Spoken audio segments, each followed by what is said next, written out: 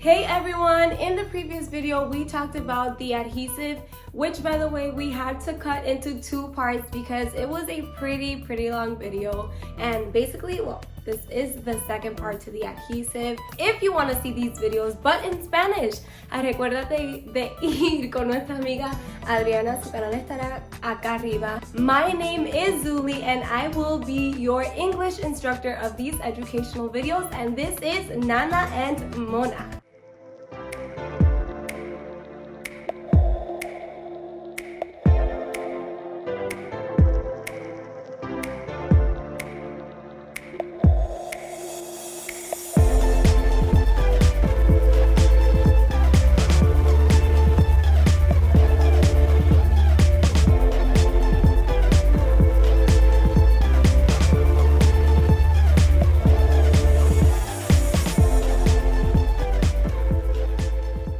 Something that is very important for you to know about the glue or adhesive is that it has two ways of working. It dries and it cures. The way that the adhesive dries is when you are applying the extension onto the natural lash.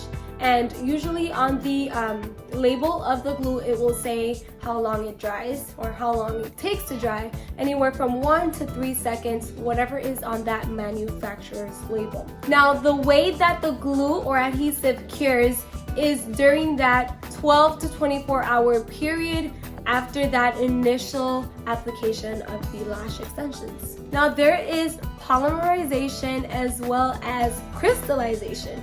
The time that you apply the extension and it is absorbing all of these small little itty bitty tiny water particles, it is working towards the crystallization, which is the complete cured process. I'm gonna try to explain, and I hope that my hands could be a lot of help. This is the natural lash, okay? This is the extension. As the extension is being applied onto the natural lash, that begins the polymerization process. As the particles that are just floating around in the air, which is most likely the humidity, they are floating around these two, which creates a bond, and that starts the crystallization and bonding of the adhesive, which brings us back to crystallization. So I know it's a little complicated, but that's just kind of how the adhesive works, and it's something very important that we all need to know. Now that we completely understand the way that the glue works and how it dries and cures, we are going to move on to knowing exactly the fact that there are different types of glue, and you want to make sure that you are using the proper glue for whatever it is that you want to do. So what I mean by this is, if you are going to be working with pre-made fans, you need to know exactly what glue you're going to be using. If you're gonna work with volumes, you need to use a glue that allows you to have enough time to work that fan into whatever it is that you want it to look like. If you're working with classics, I mean, it's obviously just a single fan.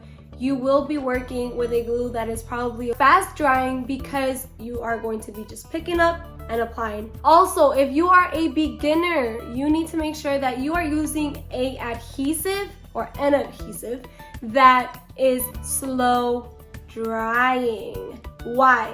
Because this is going to allow you a little bit more time between the fact that you picked up the extension, dipped it in the glue, and you are now finding a place to put the extension. And obviously, if you are already an experienced lash tech, you're going to need a faster drying glue. The glue is going to be so slow drying that as you continue to apply lashes or extensions, they are going to get stuck because you're working way too fast. If you are using an adhesive that is way too fast drying for you, you are going to have an issue. This means that at the moment, everything might seem like it's working perfectly and the extensions are very well applied.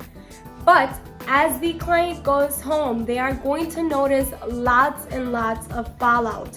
This means that the extensions were not able to cure because they were not very well applied, and that not necessarily has to do with you, but the fast drying glue. And this is why you need to make sure that you have the correct adhesive that works best for you. The adhesive has an expiration date, pretty much just like anything in life does. And you need to make sure that you read the manufacturer's label to make sure that you are not using an expired glue. Back then, we used to have glue that lasted anywhere from 3 to 4 or 5 weeks, and now we have adhesives that last up to 3 months. Now you have to make sure that you do not use expired glue, because this is going to mess with the retention of your guest lashes. So always make sure that you have the correct date on the bottle that you can either throw it away or the date that you open the bottle. Glue storage. If you do not properly store your glue, this can cause for the shelf life of the adhesive to not be very long.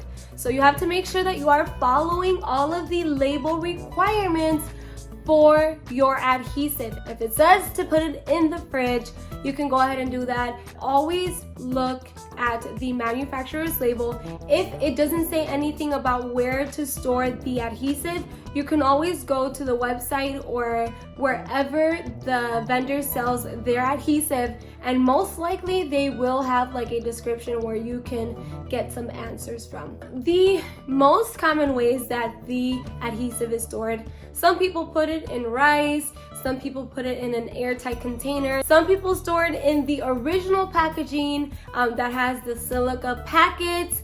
And depending on where you live, you might not have to store it in a fridge. If the place that you are working in is very cool and dry, you just have to make sure that you are storing your adhesive the proper way. Another way that you can assure for the extensions to have a much better retention is making sure that the natural lashes are prepped and primed and very, very clean. This is going to allow for the adhesive to adhere very, very well to the natural lashes.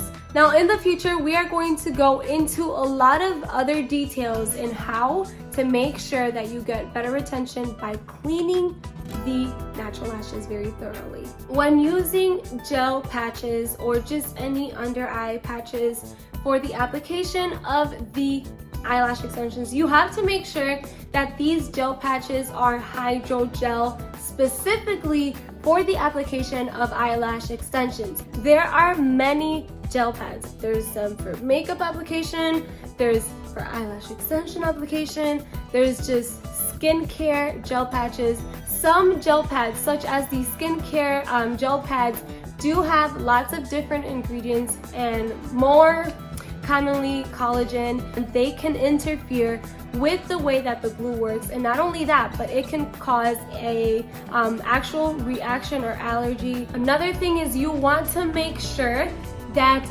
the eyes are completely closed, like completely shut. There are certain types of guests that have a prominent eyeball and their eyes sometimes do not shut all the way. So you have to apply, like I have said before, a tape right over their lids so that they can completely shut. Otherwise, the vapors or fumes of the glue will get into the eye and cause allergies and chemical reactions. Making sure that you also have proper hygiene within your workspace. You need to make sure that your tweezers and crystals are completely cleaned and sterilized, as well as any disposable stuff needs to be completely thrown away and not ever reused. In conclusion, the adhesive topic is very, very important because you want to make sure that your guests have really good retention, as well as it will be a lot easier for you to work with a glue that is working perfectly for you. Remember that you can find these videos every Wednesday at 7 p.m. Central Time, both on YouTube and Facebook. If you're following us on Facebook, make sure to click those little 3 dots so that you stay notified whenever we post anything new. If you are watching from YouTube, make sure to like, subscribe, click that notification button, and make sure to leave any feedback in the comment section down below because we love any feedback. Thank you all so much for your constant and unconditional support. We truly, truly appreciate it. I really hope that you all enjoyed this content, and we will see you all in our next video. Bye!